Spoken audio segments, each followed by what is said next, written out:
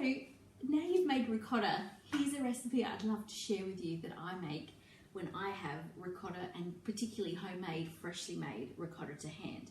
And it's a spinach and ricotta scroll, and we use filo pastry, but we use olive oil, not butter, and we use the ricotta we've just made, a biggest handful of spinach you can get, but I also love silver beet. I just don't have any at the moment, otherwise that would be rainbow chard or any type of silver beet that you've got, minus the midrib. Just going to need an egg and some garlic, some salt. So I'll show you how this comes together. So we're going to actually add the spinach, so I told you it's a handful, to the bowl with 1 egg,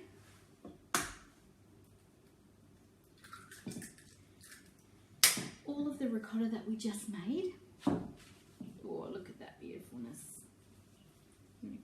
Come in for that one.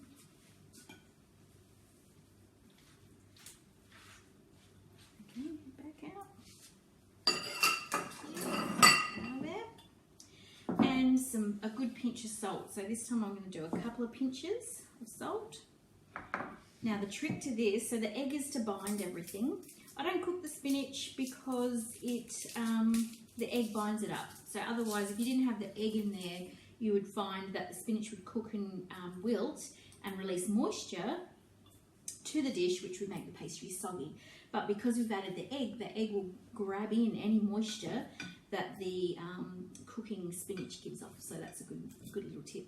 Now I like to just grab a clove of garlic. Rather than peel it or chop it, I like to zest it in, pointy end first.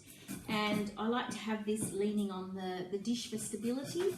And basically the skin doesn't go through, your hands don't stink of garlic, and a little tap and it's released into the dish. There we go. So a clove of garlic, believe me, that's all you need.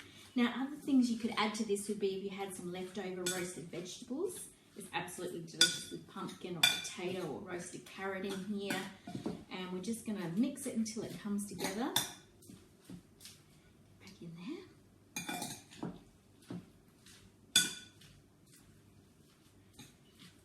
This is absolutely a favourite thing of mine. By the time we just bruise that spinach a little bit, it's going to sort of wilt down without the need to cook it. So that's one less dish and one less step that we need to do.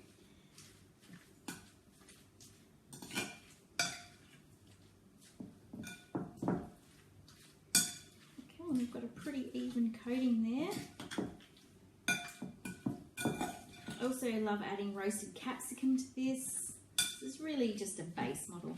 Of course, if you add twice the amount of ricotta, if you're making for a larger amount, just add 2 eggs. 2 times everything. It's all scalable. Doesn't really matter. Just the more quantity of things you put in here, just double the eggs so that the egg is kind of the binder or the catcher of things. There we go. That's a good looking mix right there, and it smells incredible already. Now I'm just going to add 2 more things to take it to the next level. One of them is freshly grated nutmeg, because nutmeg and ricotta are good, in a savoury way, are good friends, and some cracked pepper. So I'm just going to go get that. Some pepper. Oh, now where did I put the... There we go. That wasn't so hard. Some nutmeg. Always best if you've got the freshly grated nutmeg from the little, don't need much, but it just gives this really lovely warm spice, which you don't really taste, but it just adds something to the dish. We'll mix that in. Oh, beautiful. Just see that little bit of mixing is now broken down that spinach. Great consistency right there. So the other thing I like to do while I've got this mix going is to add some fresh herbs. Sometimes you do and sometimes you don't have them in the garden. Most of the year I do, so I like to add them in. I like chives, I like parsley, you could absolutely add basil, rosemary would work, thyme would be lovely. Just something for a bit of zingy zingness. Technical term there, but, and I'll just add that in. Then I'll be happy. All your favourite things can go in at this stage.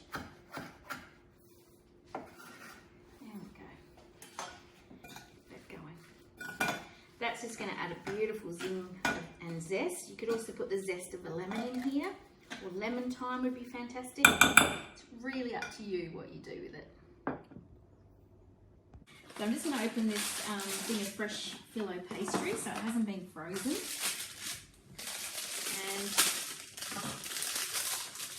And I love working with this stuff. This stuff makes you look like a genius and you've done not much. So open it out. Be a little bit gentle with it. And so you've got many sheets of very thin pastry here. Most of the time people say to use melted butter, and that, of course it's delicious, and I do sometimes, or sometimes I do half butter and half olive oil. But for me, you could actually cut a corner here and use spray olive oil if you can get a good one in a spray aerosol can, but I do love the textural thing here. So I've got some olive oil in here, and this is where I take it to the next level. I'm going to do a pinch of salt. I'm going to do one of the smaller cloves of garlic here. I'm going to zest a small amount. So you can imagine I'm getting flavour in between the sheets of pastry as well. So you give it a little paint. You don't have to paint it everywhere. It's just a little covering. And then I need just a bit more room here. So we've got one piece there. Paint the next one. I'm holding it down as well because it's so light it can fly off the stack. So we've got two pieces, and then whoops, oh no, luckily it's very forgiving. Got two pieces there, and then we put another piece on top. So we basically, the olive oil or the melted butter is like the glue, and then we put the third piece on. Now we just put this to the side for the minute. You can cover that with a damp towel, but we're going to be pretty quick, so we're going to be all right. Now here's where the method comes in. We're going to put a small amount of this mix there, and we're going to roll it up. Then we're going to scroll it up. And by that I mean, do you want to come in and get this shot? And the next bit of rolling up. It smells really good already. There we go. Okay, very loosely, this is the key, very loosely, and you'll see why in a minute. Very loosely roll it up. And then we scroll it up. Now, if we'd have packed that too tightly and rolled it up too tightly, we wouldn't have any give to get it round in this shape here, like that. Now that's filled with the most delicious things.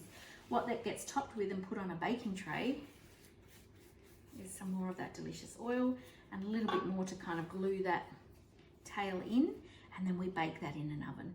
You could also top that with pine nuts before you bake, and that's delicious also. This is just an incredible, tasty dish, and we'll serve it with salad, and I make this capsicum and chili jam, which goes absolutely wonderfully with it. And then I'll bake this for 20 to 25 minutes, and I'll give you a guide of when it's ready, what you're looking for. So we'll come back then.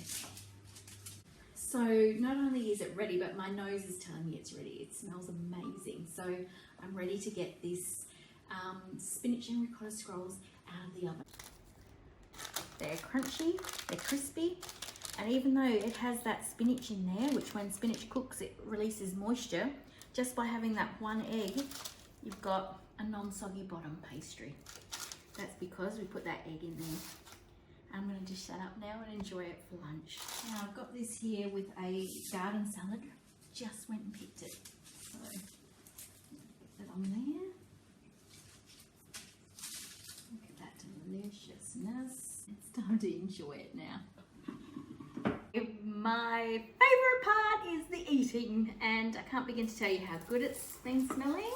So I'll cut it in half for you to look at the inside. Oh my goodness. Sucks to be me right now. I'm going to come in and get a mouthful. Bit of that jam.